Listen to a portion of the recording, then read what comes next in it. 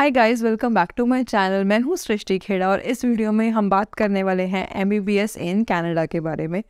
Canada एक ऐसा option है जहाँ पे हर कोई जाना चाहता है।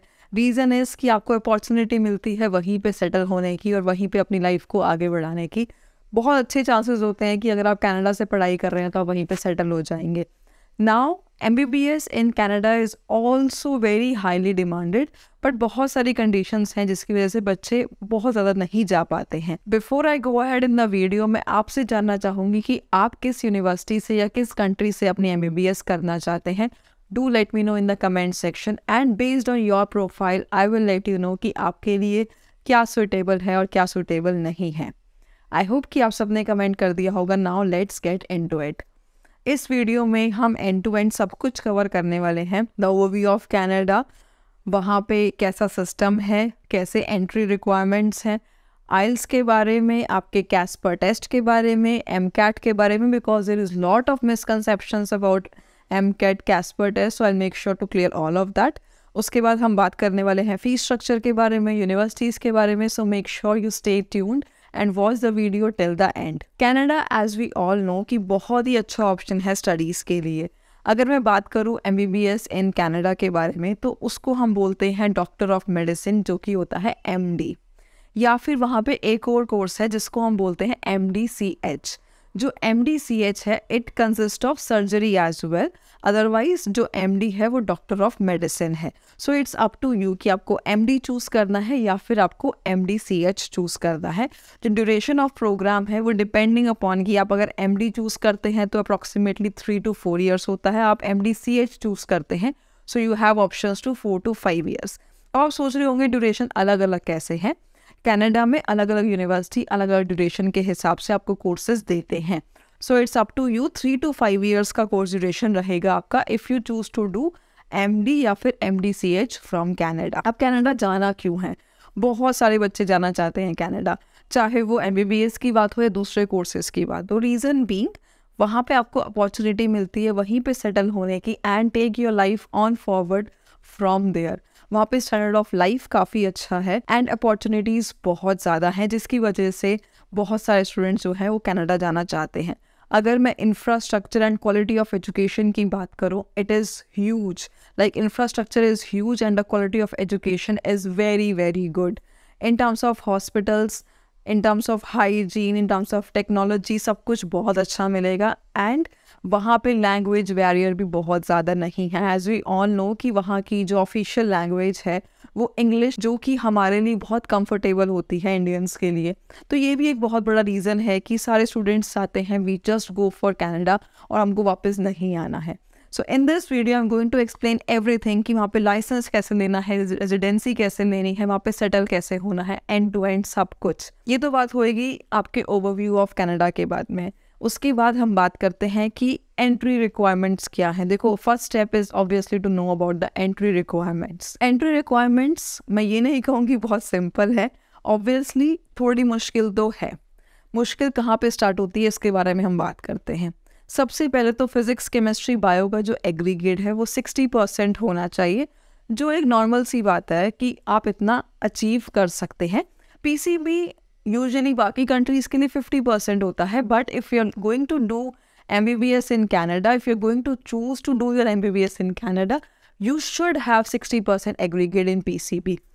इसके अलावा आपको और क्या क्या चीज़ें चाहिए? NEET obviously should be qualified if you are looking for MBBS abroad as a whole, चाहे वो कोई भी कंट्री हो।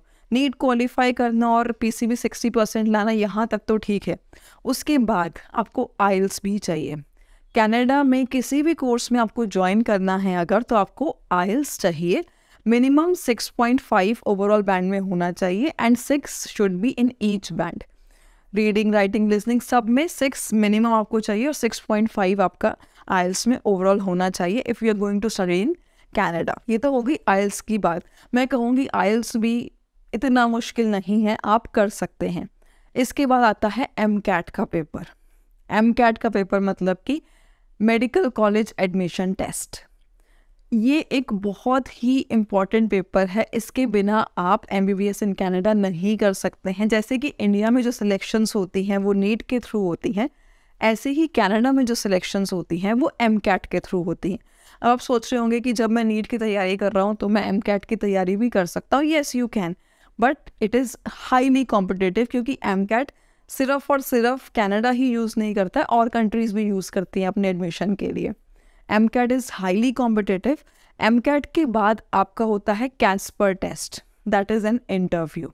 तो ये सारी चीज़ें हैं, ये एंट्री रिक्वायरमेंट्स हैं। मैं आपको डिटेल में बताना चाहूँगी MCAT के बारे में और कैस्पर के बारे में, क्योंकि बाकी चीज़ों के बारे में तो स्टिल आपको शायद कहीं से नॉलेज मिल जाए, बट MCAT और कैस्पर के बारे में नॉलेज काफ़ी कम हम लोगों को मिल पाती है। MCAT में जो आपका सिलेबस रहेगा वो रहेगा फिजियोलॉजी एंड सोशियोलॉजी, जो कि बायोलॉजी के पार्ट है। उसके बाद आपका फिजिक्स एंड केमिस्ट्री रहेगा, जैसे कि नीट में होता है वैसे ही फिजिक्स एंड केमिस्ट्री रहेगा। साथ में एक एक्स्ट्रा रहेगा जो है रीजनिंग। आपका जो पूरा पेपर रहेगा it would be of 7.5 hours. बीच में आपको ऑब्वियस है ब्रेक मिलेगी, बट 7.5 आवर्स का पेपर रहेगा। द प्रॉब्लम हियर इज़ कि ये पेपर इंडिया में होता ही नहीं है।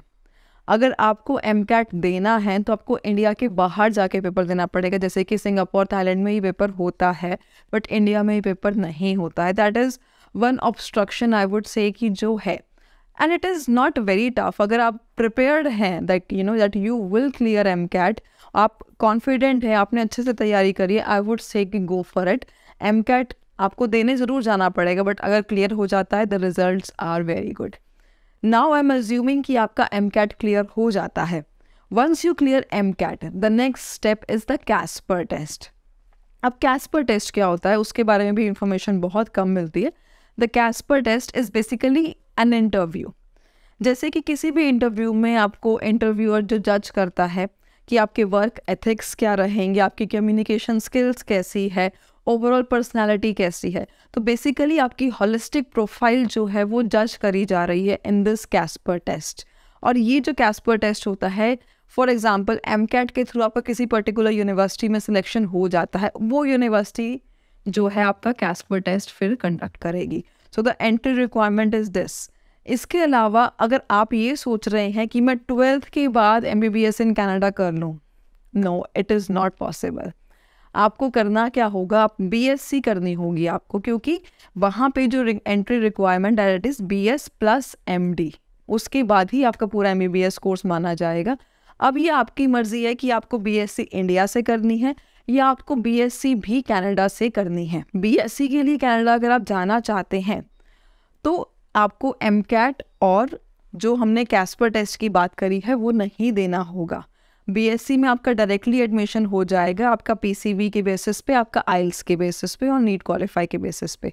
बट अगर आपको MD के लिए जाना है, BSc आपको इंडिया से करनी है, तो उसमें एक कंडीशन है, BSc में एटलीस्ट आपके 90% मार्क्स होने चाहिए, और जो आपकी BSc है वो बायोलॉजी फील्ड से ही होनी चाहिए। For example BSc in nursing, BSc in biotech, ये जो है मेडिसिन फील्ड से ही कनेक्टेड है। तो आपकी BSc एक तो मेडिसिन फील्ड या बायोलॉजी फील्ड से ही होनी चाहिए, और दूसरा आपके पास 90% मार्क्स होने चाहिए अगर आप डायरेक्टली MD के लिए कनाडा जाते हैं।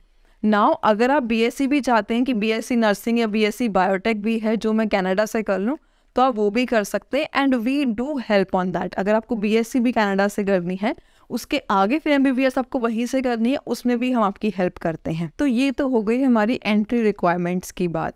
अब मैं बिलीव कर रही हूँ once we fulfil all the entry requirements, हमारे पास ऑफर लेटर आ गया है। What is the next step? I understand कि आपको आगे कुछ नहीं पता होगा। We are there to help you on that from end to end. आपका एप्लीकेशन से लेकर के आपकी कॉन्वोकेशन तक we will be there to help. Next step आता है आपका वीज़ा प्रोसेसिंग। अब वीज़ा प्रोसेसिंग कैसे होता है? कनाडा का visa processing is also a challenge. Reason being visa rejections भी होते हैं, और कुछ भी उनको इररेलेवेंट लगता है या उनको लगता है कि आप वहाँ पे सेटल होने की इंटेंशन से जा रहे हैं, सो देयर आर चांसेस कि वीज़ा रिजेक्ट हो जाए। तो उसके लिए we are there to help कि ताकि आपका वीज़ा रिजेक्ट ना हो। उसमें होता क्या है, आपको पहले तो ट्यूशन फ़ीस पे करनी होगी। जहाँ पे भी आप जा रहे हो या फिर जहाँ पे भी आपका ऑफर लेटर आपके पास आया है, वहाँ की जो भी ट्यूशन फ़ीस होती है वो आपको पे करनी पड़ेगी। आपको GIC करवाना पड़ेगा। GIC सर्टिफिकेट लेने के बाद में हम वीज़ा अप्लाई करते हैं। वीज़ा अप्लाई में आपका बायोमेट्रिक्स होता है, मेडिकल होता है, उन सब चीज़ों में we will be there to help you. और वीज़ा की जो फ़ीस होती है वो होती है $235 कनेडियन। ये तो एक छोटी सी चीज़ है, इसके अलावा बहुत सारे खर्चे और भी होते हैं, लाइक बायोमेट्रिक्स का भी खर्चा है, मेडिकल का भी खर्चा है, डॉक्यूमेंट अपोस्टाइल भी करवाने पड़ेंगे, और वीज़ा आप ऐसे ही डायरेक्टली नहीं लगा सकते हैं। You would need SOP, LOR, ये सब चीज़ों में we will be there to help and we make sure कि वीज़ा रिजेक्शन रेट कम से कम हो। टिल डेट हमारा visa rejection rate almost near to zero है। They are very less visa rejections we have faced till date. तो इसीलिए visa लगवाना भी एक बहुत बड़ा टास्क हो जाता है in terms of Canada. Once you have your visa, आप वहाँ पे चले जाएंगे, वहाँ पे आप पढ़ाई के साथ साथ काम भी कर सकते हैं। That is a very good opportunity, जिससे कि आपका लिविंग कॉस्ट थोड़ा सा रिकवर हो जाता है। If I talk about the part time jobs, तो वहाँ पे you can work up to 20 hours in a week. Part time आप काम भी कर सकते हैं, और वेकेशंस के टाइम पे you can even work up to 40 hours a week. और जो मिनिमम कंपनसेशन है दैट इज़ अप्रॉक्सीमेटली $12 तो काफ़ी अच्छा आप एक सैलरी इनकम आपके पास आ सकती है पार्ट टाइम काम करके भी। मैं ये नहीं कह रही हूँ कि पार्ट टाइम काम करके आप अपनी ट्यूशन फीस पे कर सकते हैं, that is not a possibility, but हाँ, आप लिविंग एक्सपेंसेस कुछ हद तक कवर अपने कर सकते हैं। तो ये तो हुई वहाँ पे पहुँचने की बात। अब वहाँ पे पहुँचने के बाद हमारा एंड गोल क्या है? हमारा एंड गोल है कि हमें लाइसेंस चाहिए, ऑब्वियसली, क्योंकि NMC रूल्स कहते हैं कि आपके पास लाइसेंस टू प्रैक्टिस होना चाहिए। तो हमें लाइसेंस भी लेना है। अब लाइसेंस लेने के लिए हमें क्या करना पड़ेगा? लाइसेंस लेने के लिए आपको LMCC के साथ रजिस्ट्रेशन करवानी पड़ेगी, मतलब कि वहाँ पे इंटर्नशिप करनी पड़ेगी, बेसिकली 1 साल की। अब 1 साल की इंटर्नशिप करने के बाद भी एक तो कोई गारंटी नहीं है कि आपको वहाँ पे रेजिडेंसी मिलेगी या नहीं मिलेगी, या फिर आपको वापस आना पड़ेगा। अगर मैं लाइसेंस की बात करूँ तो LMCC के साथ रजिस्ट्रेशन के बाद भी आपको लाइसेंस तभी मिलता है जब आपको वहाँ पे रेजिडेंसी मिलती है, या फिर आप वहाँ के परमानेंट रेजिडेंट हैं। तो इसीलिए लाइसेंस लेने के लिए ज़रूरी हो जाता है कि आप वहाँ पे रेजिडेंसी के लिए अप्लाई करें।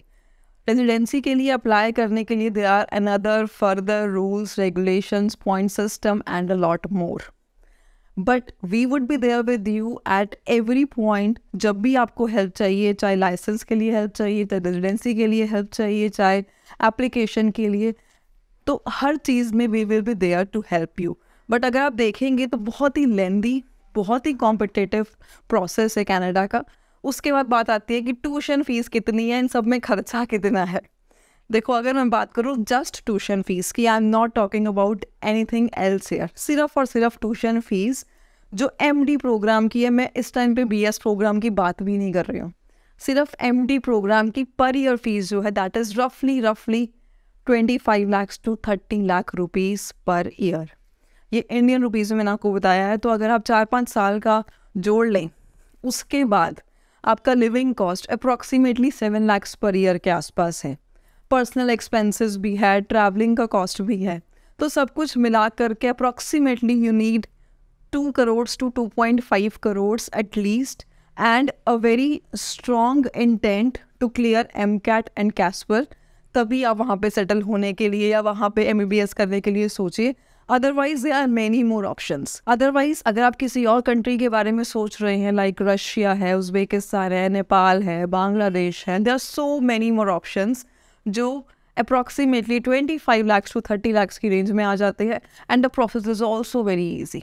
अब वो भी चूज़ कर सकते हैं। We deal in all the countries, all the courses, so you can reach out to us anytime on the numbers given on the screen, and we will be there to help you out. Till the next video, I would say goodbye.